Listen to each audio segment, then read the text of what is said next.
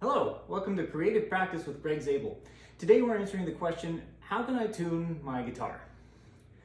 A couple different ways. Of course, you've got the electronic tuner option, as long as you can remember that each guitar string's name is E, B, G, D, A, E. The phrase I use to remember that is, every bear goes dancing after eating.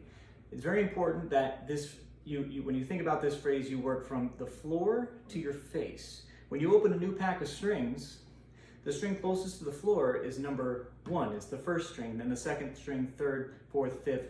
Sixth string is the one that's closest to your face. It's the thickest one, and for that reason, my phrase works from the floor to your face. Every bear goes dancing after eating. Take the first letter of each of those words. You get E, B, G, D, A, E. 2 E strings. Now, I have a tuning fork with me that provides the pitch E. I generate that tone. Listen to how it resonates on the body of the guitar. And I can hear that that is in tune. If you have access to a keyboard, particularly an electronic keyboard will always generate a in-tune pitch for you, or almost always. If you know the note E on that instrument, you can listen to and compare those 2 pitches. Once you get E in tune, once you know that you can trust your E's, you want to make sure they agree. And then the number you need to memorize is 55545. Almost sounds like a number you might hear on the television. What this means is 55545. I'm on the 5th fret, and this is on the low E string, the one closest to my face. I'm going to fret the 5th fret on the low E string. Doesn't matter which finger you use, as long as you're arched enough so that you don't choke the next string. So we want to hear the low E that I'm fingering, and I want to hear the next open string, the A string. I can tell that those 2 notes, well, number 1, it's 2 notes, or they don't agree, you know. We want it to sound like 1 note, so I'm going to strike the fingered string that I know is in tune, and the next open string. I want to have both of these strings ringing together, so I'm going to hold the pitch with my left hand. I'm going to reach over gently with my right, and I'm going to tune the peg, the open peg. I'm tuning the A string. I want to tune the A peg quickly enough so I can hear the pitch change, and I want to hear those 2 strings agree. And what you'll hear is, maybe as you're far away in pitch, you're going to hear the waves in the sound. If you pay attention, you might even feel it resonate against your body. But you'll hear the waves in the sound. It'll go wah, wah, wah, wah, wah, wah, wah. And as you get closer, the waves will get closer together too. So wah, wah, wah, wah, wah, wah, wah, wah, wah, wah. And eventually, they'll stabilize. And that's what I've achieved here. So, just about. I want it to sound like 1 note. Right now, that's good enough for me. It sounds pretty good. So what was our number? It was 55545. 55545. So I go to the next string. I'm going to finger the 5th fret on the A string. Compare that to the next open string, the open D string. Wah, wah, wah. So I hear those 2 notes. They don't agree. They should sound like 1 pitch. So I'm going to tune the D string.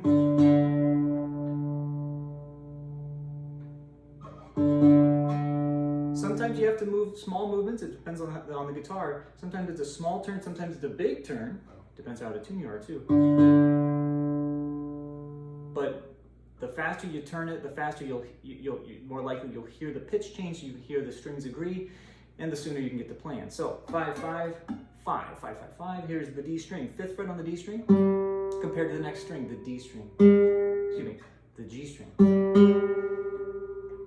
That one I can tell is too high in pitch, so I'm going to turn it the other way. Now it's too low. As you tune, it's a good idea, if you realize that 1 string is too high, it's a good idea to tune it beneath the pitch you're looking for and bring it back up slowly. That way the string stretches to the correct tension and it'll hold the pitch for you. That's pretty good. What was my number? 555-4. So compare the 4th fret on the G string. This is important, it's different. The 4th fret on the G string, compare that to the next string, should be the B string. So go, B string's flat. So I'm going to tune it fast enough. Sometimes. Whoa! I tuned it too far. The B string is on, it's above, it's too sharp now, so I'm going to come underneath the pitch I'm looking for and bring it back up slowly. There I hear that they agree. And then the last number was 5, 5, 5, 4, 5. I compare the 5th fret on the B string to the next open string. But remember that my E string was already in tune from the beginning. So then it becomes about, I like to check the tuning with an E chord, a 6th string E chord. I can tell that that's out, so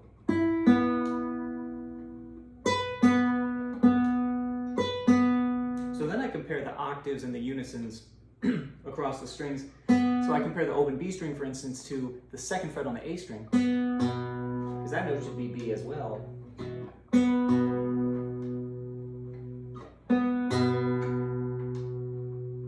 A lot of times 5, 5, 5, 4, 5 will get you close enough, but this is to get you to the next level, that professional level of close.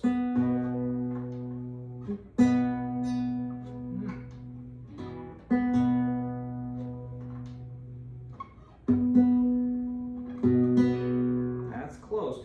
All right, then the E, the open high E, I compare that to the 2nd fret on the D string. That note is also E, but it's an octave lower.